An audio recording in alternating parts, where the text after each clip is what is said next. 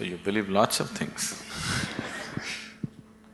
So you believe before you were born you were somewhere, after you're dead you're going to be somewhere else, everything you believe. Too many assumptions. When you have so many assumptions, no way to approach truth, isn't it so? If you want to approach truth, the first thing is, you don't assume anything. Is it so? If you're interested in truth, if you're searching for truth, that means you have not assumed anything, is it so? If you already made your assumption, you're just trying to find a confirmation for your assumption, that is not seeking truth. A true seeker of truth has no assumptions, he's just looking. Shall we just look or shall we try to confirm your assumptions?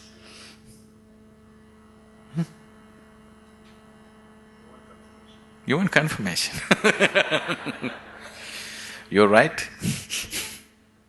Does that get you any closer? If I tell you your beliefs are right, does it get you any closer to truth? Does it? You feel better.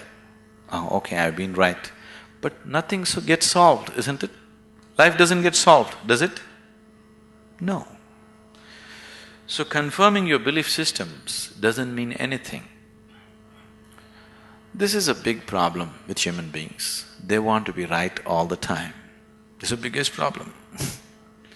In fact, it is the basis of all conflict in the world. I am right, you are wrong. This is the problem, isn't it? Isn't it so? What I believe is right, what you believe is wrong. Isn't this the basis of all problems in the world? Whether it's within the family or in the community or in the world or wherever? Yes? Shall we eliminate that problem a little bit? The first thing you need to do is, after all, they are your beliefs. And your beliefs are not original, picked up, isn't it? Your priest or mullah or father or mother, somebody put it into you, isn't it so? Picked up from somebody. It depends how powerfully they worked on you. And they work pretty powerfully because the business is at stake otherwise. So, what you assume may have nothing to do with reality. Now, you're trying to understand something which is beyond the physical, with physical context, it won't happen. You're trying to perceive something which is beyond physical through sense perception, such a thing cannot happen. Now you want to measure the depth of the ocean, but you went with a foot scale. You will obviously come with wrong conclusions, isn't it so? If you want to measure the depth of the ocean, your first business is to get the right kind of instrument. Yes? Yes or no? That's your first business, that's all I'm saying. You want to know something beyond the physical. First thing that you need to do is to have a perception which is beyond five senses, which can perceive that which is not physical. Only then you perceive. Otherwise you can only believe or disbelieve, isn't it? If I tell you, God is actually in my pocket, this many people can believe me? This is a ridiculous thing, oh, we don't believe that, but I can tell you a more elaborate story if you want, which we can work on and make you believe in, isn't it? Right now, God is in my pocket. This many people believe me, this many people disbelieve me. Have these people gotten any closer to God than they were before? Have they? Or have these people gone any further away? No, nothing changes, isn't it? So why are we wasting our time trying to confirm our assumptions? You must enhance your perception, because only by perceiving you will know. There is no other way to know. Is it so? You will know anything only when you perceive it. Till then you do not know it. Is that a reality? Is that a reality?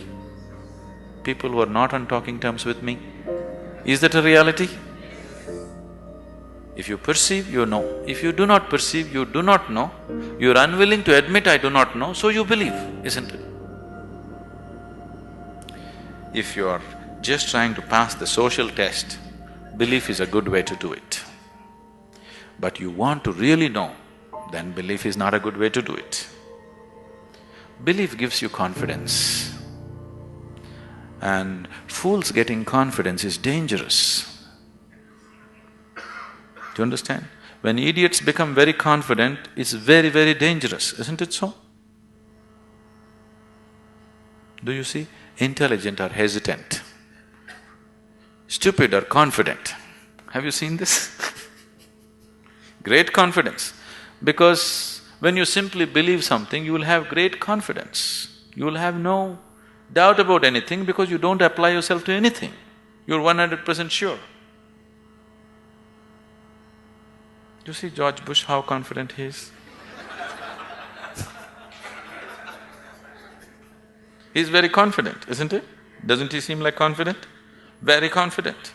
He came to India and declared, "I am a believer, I am a true believer."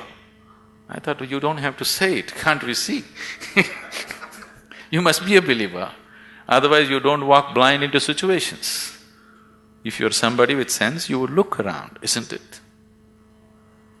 You would see what is there and what is not there, because you're a believer.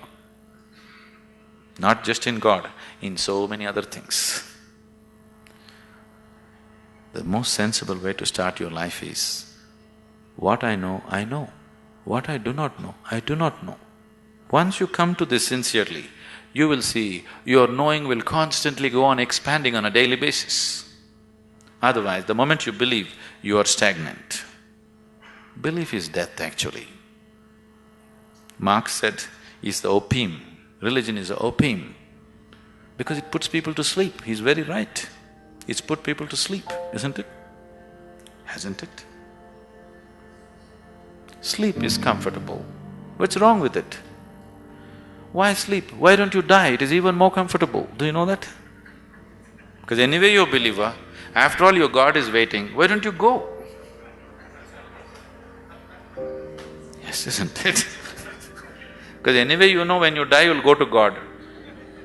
What is the problem? Why are you waiting, going to this hospital, all this nonsense? Why don't you go? Why are you delaying your progress towards God? That's not right. You're not a true believer, isn't it?